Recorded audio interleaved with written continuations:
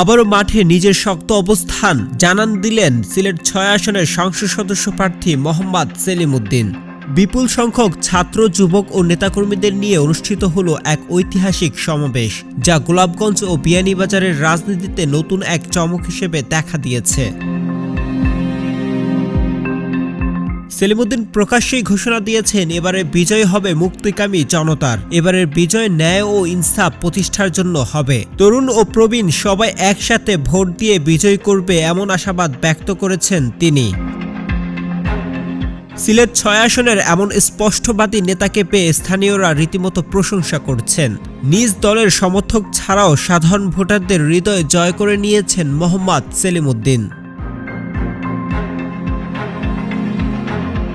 সেলিমউদ্দিন মঞ্চে বক্তব্য দিয়ে বলেন, তরুণ প্রজন্ম যে স্লোগান নিয়ে নতুন বাংলাদেশ করার স্বপ্ন দেখেছিল, উই ওয়ান্ট জাস্টিস, তার বাস্তবায়নে তার দল সদা জাগ্রত। তিনি আত্মবিশ্বাসী কণ্ঠে জানান, গোলাপগঞ্জ ও বিয়ানীবাজারের সকল তরুণ প্রজন্ম তার সঙ্গে রয়েছেন এবং তরুণ প্রজন্মের প্রথম ভোট দাঁড়িপাল্লাতেই হবে। ছাত্র এবং যুবকদেরকে দক্ষ যোগ্য হিসাবে গড়ে তুলে তাদের কর্মসংস্থান, বিশেষ করে আমাদের হতাশাগ্রস্ত যুবক, অনেকে পড়ালেখাও করে নাই, আমি তাদের হাতেও কাজ তুলে দিতে চাই।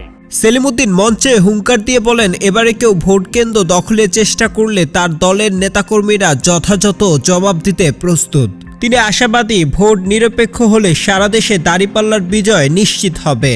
সেন্টারে কোনো যদি ভোট চোর, কোনো ভোট ডাকাত, কোনো সন্ত্রাসী আসে, তাইলে অন্তত কয়েক ঘন্টার জন্য জামাইয়া ধরে রেখে মেহমানদারি নিজে এবং পুলিশের মাধ্যমে, আর্মির মাধ্যমে উত্তম মাধ্যম দিয়ে সন্ধ্যার পরে ভোট গণনা শেষ হইলে তাদেরকে কানে ধরে বিদায় করে দেব।